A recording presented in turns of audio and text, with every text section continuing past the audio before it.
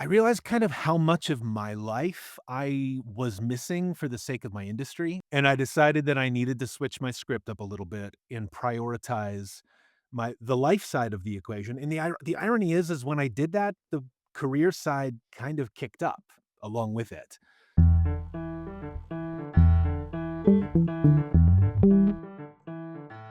What's going on, everybody? My name is Hassiem Muhammad, and you are listening to The Actor's Instrument, where we discuss the qualities you need to stand out in the entertainment industry. Everyone wants to be a full time actor. We'd love to give up our shifts, waiting tables, or walking dogs just to do the thing we love and make a living doing it. Well, today's guest on The Actor's Instrument has figured it out and proves that you don't need to be a celebrity or a household name to earn a living as an actor. Josh Innerst is an actor, musician, and award winning audiobook narrator whose work has taken him around the country. He's performed on stages at the Cleveland Playhouse, Utah Shakespeare Festival, Milwaukee Rep, American Shakespeare Center, among others. He's appeared in commercials for Progressive, Pokemon, Wayfair, Industrials for Victoria's Secret, Target, and BP, and he's narrated audiobooks for Penguin Random House, HarperCollins, and many, many others. Josh, thank you so much for joining me. Thanks so much for having me. All right. My God, you sound so good in there. You're in your booth, yeah? I'm in my tank of a booth here. Nice. You have some really great pictures. I was telling Josh before we started that he's like one of the best websites for an actor I've ever seen. Like so navigable, you market yourself incredibly well. And there's a picture of you in your tank of a booth. Yeah, that's We're gonna talk a lot about audiobooks today. But where I want the conversation to start Mhm. is this thread I saw you post the other day where this wasn't the whole purpose of your thread, but you mentioned in response to someone else's comment that your wife is an agent. Mhm. And you were like, talking about the income comparison between agents and actors.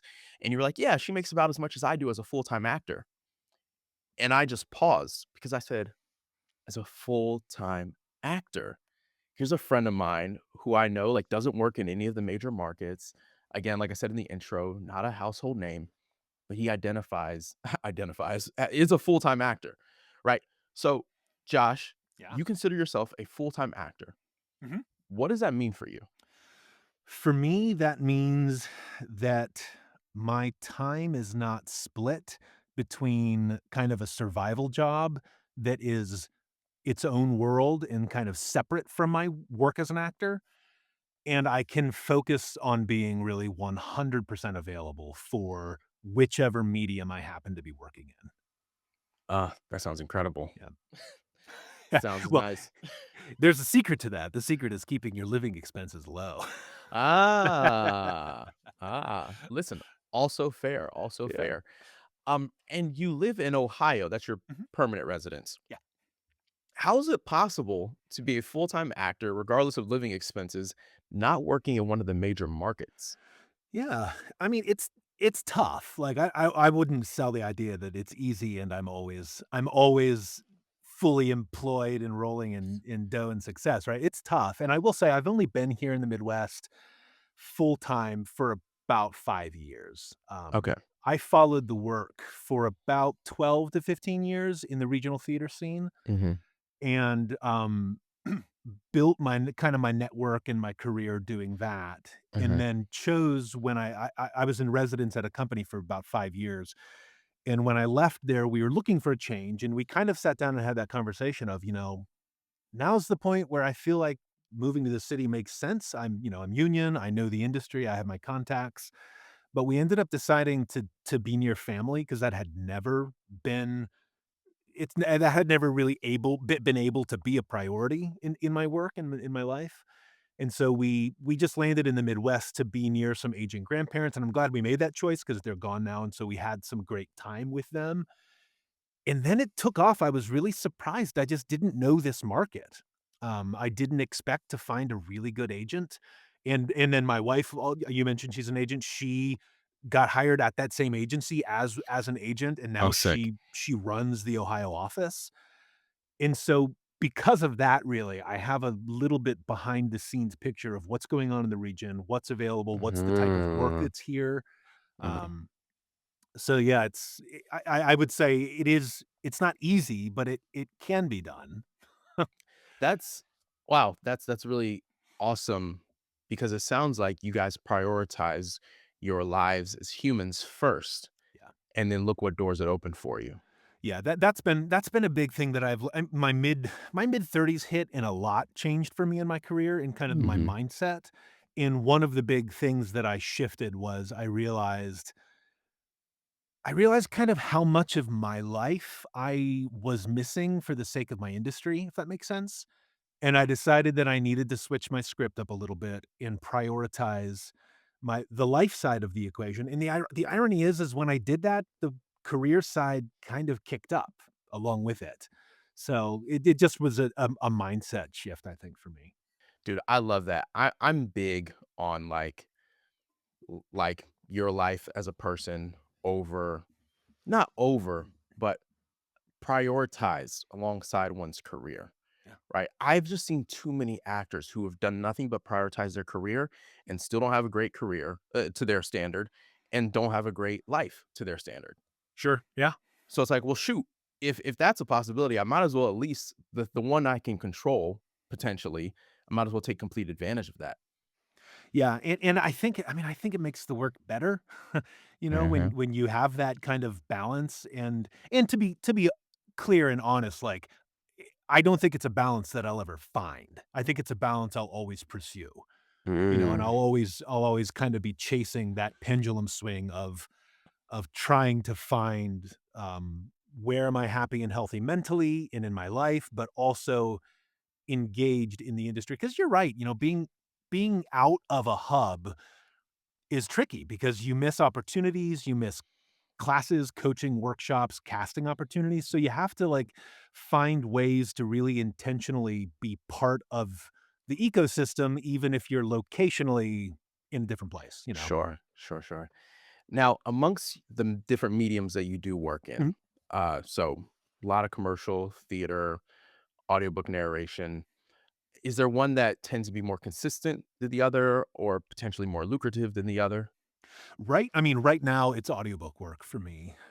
That's really, really taken off in the last, to be really more of my full-time income in the last, I'd say, 2 years. Um, and part of that was intention, part of that was really intentionally pursuing that goal, and part of it was kind of making a conscious choice to step back from other venues and other mediums, in pursuit of this. And was that because it's just something you enjoy more, or was it the consistency of it? Um Both. I do Sure. I do quite enjoy the work, and I really enjoy working as especially language, because my training and my background is language plays, right? Classical theater, Shakespeare. Yeah. And so to be able to exercise those tools, but honestly, the thing that I enjoyed most about it is the life side, that I'm not gone from my home for 4 months at a time, right? I can still pursue my craft and be Uh-huh. home. Uh-huh. So that was really and then what I found was after did that for long enough and started to build up a little bit more of a network and a little bit more connections, Yeah. the jobs got better, the money got a little better, and, Sure. hopefully that trend continues. Mm. No, I want that to continue for you too. And, Yeah. I booked my first audiobook 2 months ago, something like that. Uh-huh. And dude, I had a blast. Yeah. Nice. It's like so much fun. I wasn't expecting it to be so much fun. And then what was most fun for me was ironically no audience. Uh-huh. Not like because I also ironically, I fell in love with acting because of the audience.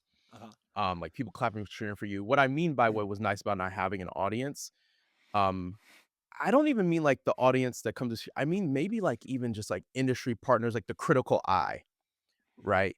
If you're in this booth by yourself, I mean, I have my engineer working with me, Mhm. but she's just freaking great. And because I wasn't visually being received by anyone, it freed me. Yeah. Like I was able, like the kind of stuff that we would judge ourselves for like doing or looking like didn't exist. Yeah. I didn't have to worry about how I was perceived like visually. I was just worrying about telling that story in an audio fashion and with the language as best as I can. And so like my body, like I'm doing weird stuff in the booth and like doesn't matter.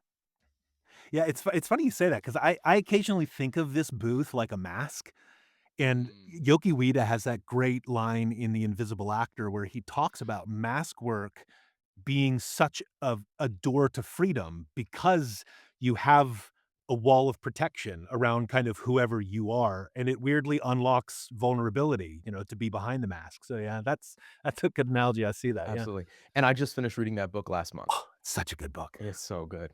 It's so Such a good. good I'll he plug it again at the end because another one of my guests recommended it. yeah. It's really good. He has this image at the end of that book that is, like, to me, what I read that as a very young actor, and I thought, "Oh, that's the actor I wanna be." He talks about, like, the difference between an actor showing you that they're showing you the moon Yeah. and then just showing you the moon, and I love that image of, like, "Oh, Mm, it's not about me, it's about the other." It's about even if yeah. the other is an inanimate object, it's there, Yeah. it's such a good Yeah. No, artist. it really is an incredible book. Um, Now let's get back to the audiobooks. Yeah, yeah. So this is currently where you're making the bulk of your income. Mhm. If somebody's looking to start, what's the first thing you tell them? The first thing I would say is stop and listen to audiobooks. Really spend like go on a deep dive and listen to a gamut, listen to a wide range, listen to really established narrators who are kind of top tier, Audie Award winning names in the industry, and then also listen to new up and coming narrators, because that'll give you a good ear for like what is kind of the taste right now. Because taste, of course, changes every 5 or 6 years. There's a rollover in style and what works in the mic. You'll get a taste for that, and you'll also get a taste for what's kind of on the rise. That's the big thing. I kind of long when I started narrating audiobooks, and I'll talk more about it as we go on. I took the long road in many ways.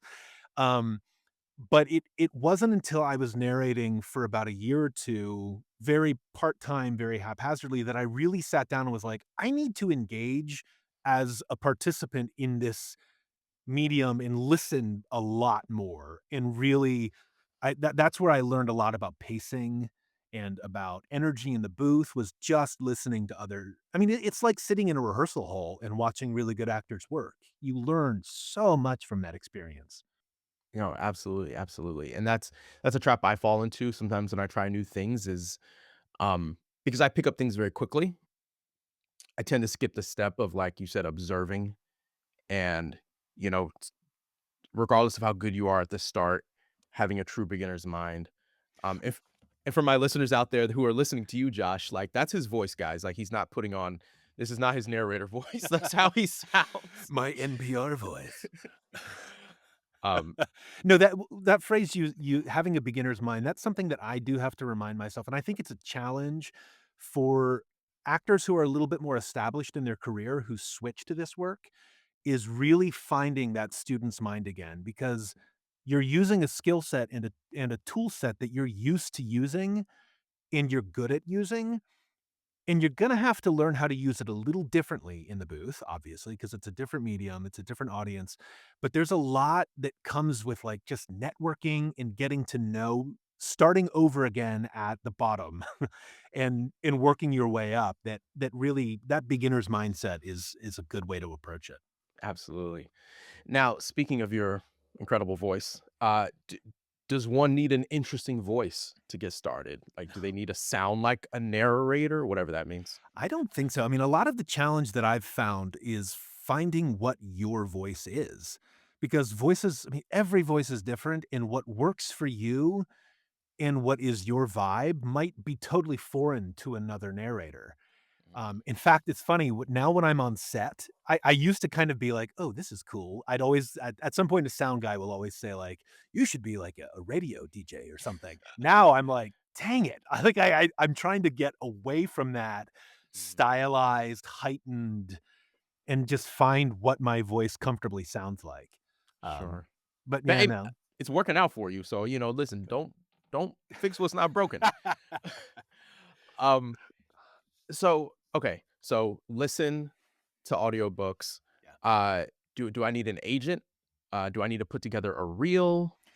Yeah, so, you You don't really need an agent. I mean, you can have my for instance, my agent will occasionally rep me for audiobook contracts, but not often because the truth is, it's not really worth I'm gonna speak out of turn 'cause I know that there's an agent out there who's would roll in their grave No, for me to say this, but be honest. it's not the money that you're making off an audiobook, what your agent's cut would be it would be more time for them in many ways, I feel like. At least the contracts that I have done with my agent, like, at the end of the day, we finished them and they were like, "You know what? The next time someone reaches out to us, we'll just pass them directly on to you." Um, so I've yeah, kind of like with some really, like, ultra low budget projects, I'll just deal with the client directly myself as opposed to making my agent do that work. You do want whether you end up having, like, your demo, your audiobook demo, or what I have found a lot more casting wants in the audiobook production world is they wanna hear clips. They wanna hear, separate clips of this genre, this point of view, this genre, this gender difference, this accent difference, and they want it kinda clearly labeled so they can open up your website and just hear, like, what are 3 samples that you've got loaded? That's where I find a lot more of the trends go. Okay, heard, heard. Yeah. Now, you mentioned something that took me by surprise Hmm. when recording the audiobook was doing different gender voices. Yeah. Especially because when I was, booked on this one, it was, for half a book because the chapters were, like, from a woman's perspective and then a man's perspective, and they're like, "Alright, we're gonna have you do all the man's chapters, Sure. and then this other actor will do all the women's." I was like, "Cool." So I get to I read the book, and then I get to the booth, and then I asked her, I was like, "So whenever the other character has a line in my chapter, are we skipping over that? Are you gonna" she was like, "Oh, no, you read that too." Yeah. And I was like, "Oh, what? Did not prepare for that." Yeah. I was like, "Okay." And, like, so now I'm doing obviously, like, the main like, the guy, and then I'm doing his friend and the other side male characters, but then also these female voices. How much, do you recommend, or in your experience, like, one really lean into sounding like the different gender, or is it more just it just needs to be distinct enough? Yeah, that's funny, that's a good question, and I think you could ask that question of any narrator, and they could give you a different, equally true answer, Sure. because so much of it depends on what your instrument plays, and, like, Mm, if you have a Robin Williams instrument, then, I mean, you're gonna cast a radio play with your voice, right? right. But the truth is what I find I am much more especially as a consumer, I'm drawn to narrators that 90% of their narration is their voice. And when they get to a character, yeah, where there's regionalisms or specifics for that character voice, they'll steer the ship a little to the right, a little to the left, but Mhm. I'm still listening to their like, I'll point out a narrator like Grover Gardner he's the industry, right? Heard. He did The Stand, Stephen King's The Stand. When you listen to him, it's not Grover Gardner doing voices. You're listening to him tell you this story, and I I think I had see. an old theater buddy who'd always say, "Choices, not voices," and I think Mm, it applies for me in the way my instrument plays. Now, that being said, like I said, I've listened to other narrators who they approach this work more like almost like animation, right? That mm. they're fully fleshed out character voices, and if that works for you, great. Um, do what works. But I'm much more I try to keep it in the vein of my voice. They know that they're not gonna hear me reading, the voices like that because it's distracting. That's actually I think a lot of our job is good like the in understanding and empathetic communication of language that Mhm. is not distracting from the author's intent, right? I don't Mm. ever wanna make a choice that's gonna make a listener go, "What? What did he just do?" Right? Right. Right, right. Heard. That no, that makes a ton of sense. That makes a ton of sense. I'm taking notes for my next book. I'm like, 'cause, But uh you bring up a good point that right now, one of the big vogues in publishing is duet and dual style narration where either it is like a radio play that they're cutting our lines together, or you're reading all the male POV. So that's also quite popular, which requires more communication. I find between the narrators, yes. kind of helps me to hear my co-narrator's voice, or at least Yeah. get descriptions of the, No, yeah, so and it was super helpful because The other narrator recorded the like 2 days before me, so I Oh, was okay. able to hear some of her stuff, Nice. Yeah, that's uh, hugely helpful. which was really nice, especially when I had to then do her character's voice, Yeah. Uh-huh. so that was yeah, that was helpful. Yeah. Um, if we could speak frankly, I'm sure it ranges, but, like, what could we expect to get paid from narrating audiobooks? I mean, it's funny. Narrators and producers will talk and talk until we're blue in the faces about the importance of rates and raising your rates, the importance of not working below a good rate because a rising tide lifts all ships and a lowering tide sinks everyone. And but when you ask for specifics, everyone gets really cagey. you know? So I would say when you're starting out, and when I said earlier I took the long way, what I meant was I started out entirely self-produced.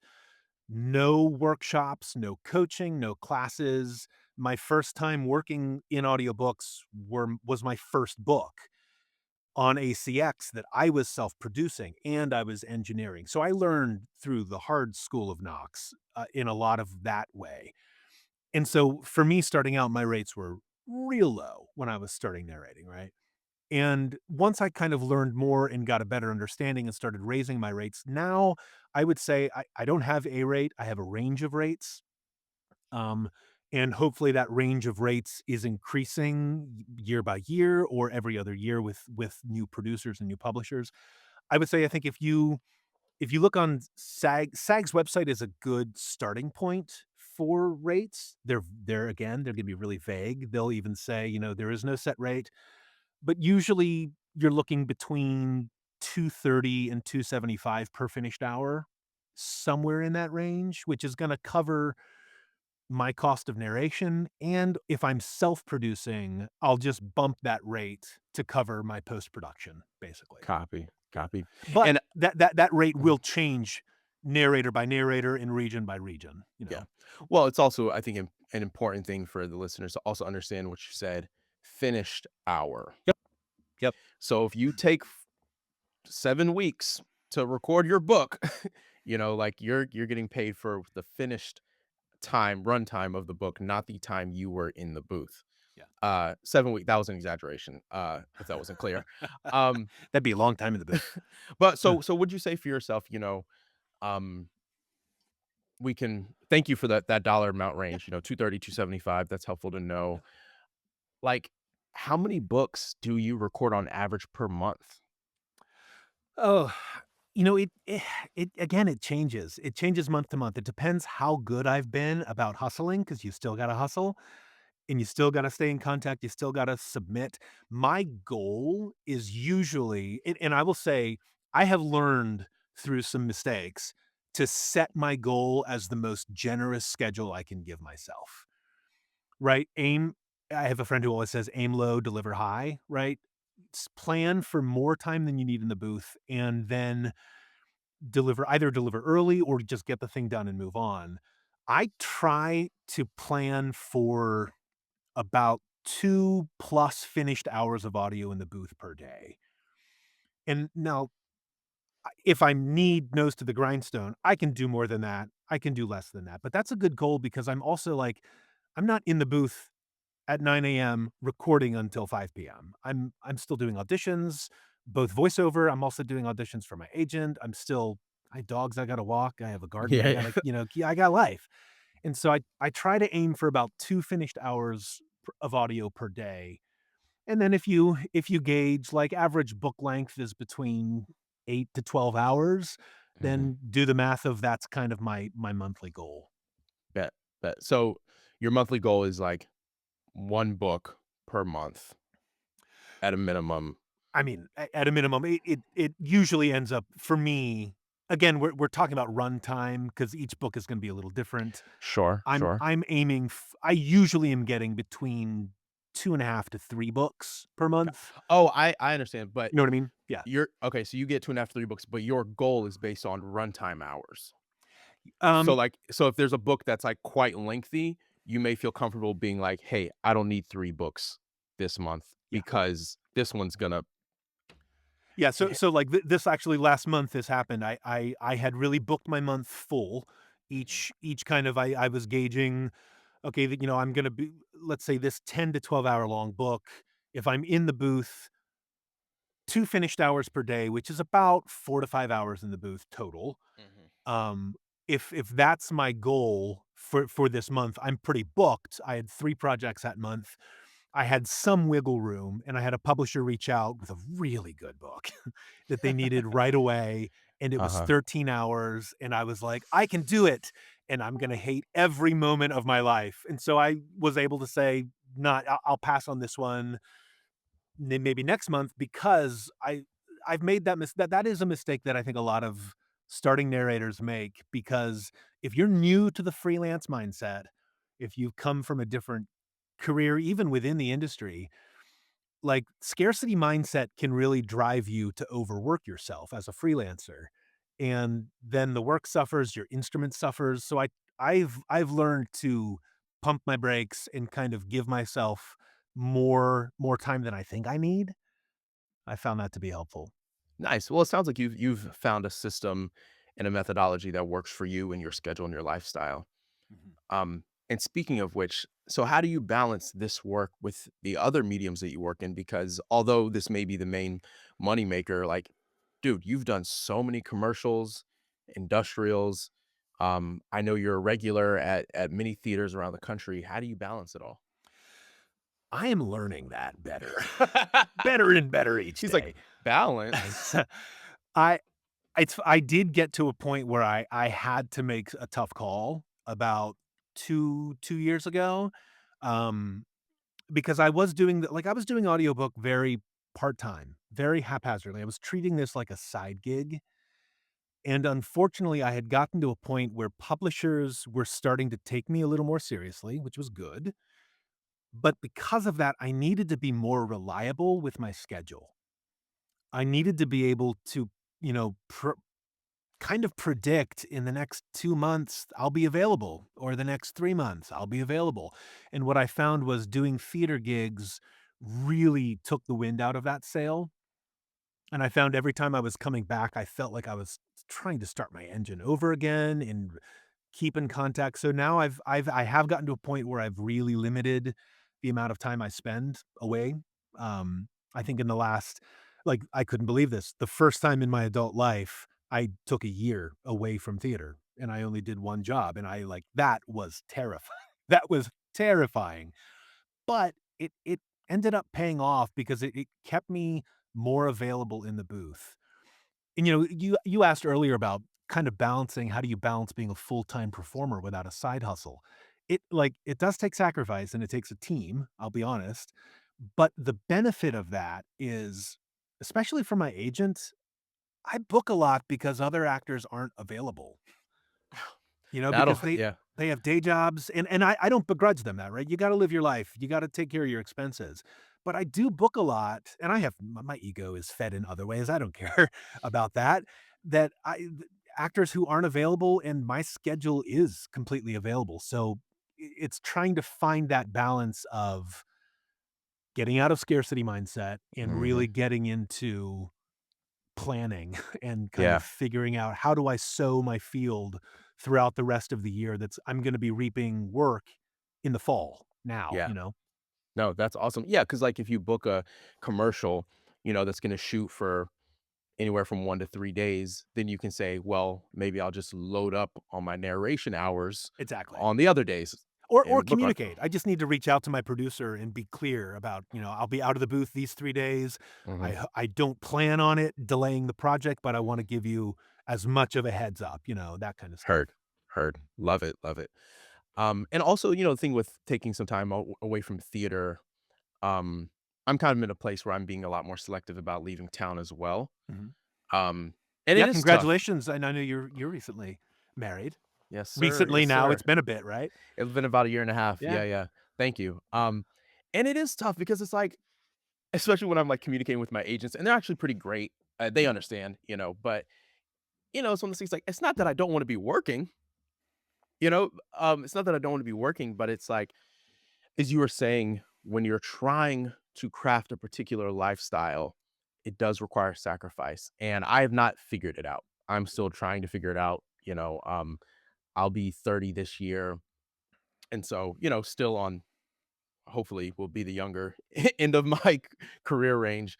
I'm still trying to figure it out and work it out. And, it's really cool to see someone like in your position who has begun to really find a system that works for them. Yeah.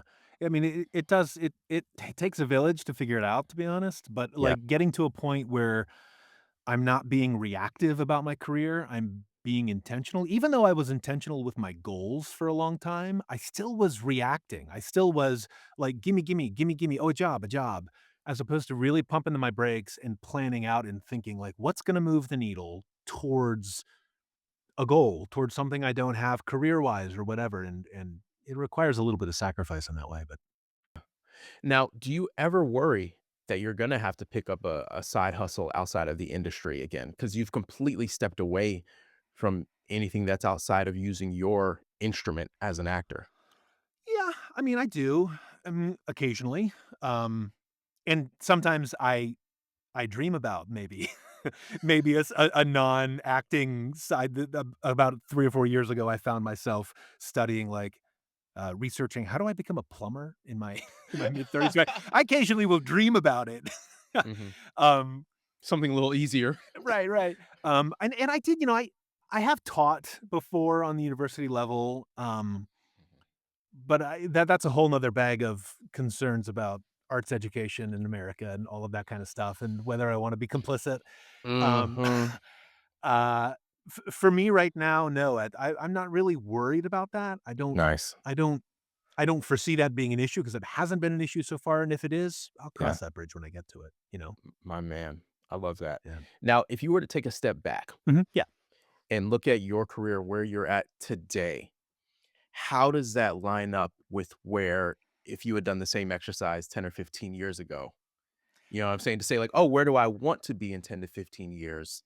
How is the Josh of today doing in terms of the expectations that the Josh of yesterday had?" He would be very confused. He would be very confused on multiple fronts, like, you're not do all I wanted to do is theater, like, that was Mm, all I didn't even think about film and TV as a young actor, like, it wow, honestly was not something that even featured in my brain. I didn't sure. even make an attempt to get an agent until I was in my 30s or any on-camera Mm, work, had no interest in it. mhm. I was so focused. I mean, my goals were threefold. I wanted to be a classical actor in a resident company and a union member. That was it. I did, and then realized I'm only like at the time I was like, I'm 25. I have to have other goals now. I have to have other things to pursue. So yeah, it would be very different. But I would be pleasantly surprised. Like I'm a homeowner. I live I live I have a career that's not in the city because that was something I had a bit of an attitude when I was first starting out about the city, to be quite honest, and about needing to be in the city, and I think, faulty, I don't think a correct viewpoint, but now I think I would be pleasantly surprised like, "Oh, you managed to do it. Look at that." Yeah, yeah. Well, that's I think a pleasant surprise. That's a nice place to be. Yeah. Um, Now to the film and TV aspirations, what are those now for you? I know you've done some on-camera work. Yeah. Is that like more of a pursuit that you're really charging at this point?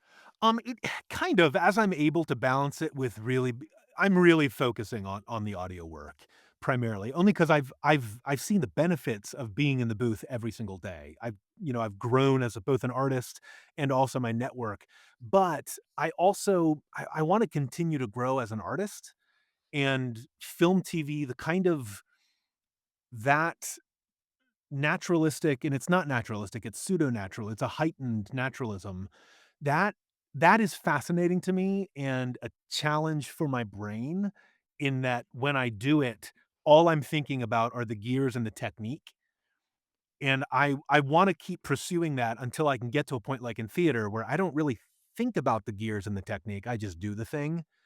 So that's something that I'm interested in pursuing with a new to me venue, or a new to me medium. That you seem to be really good at setting goals and meeting them. So I got no doubt that you'll make that happen. Here's hoping.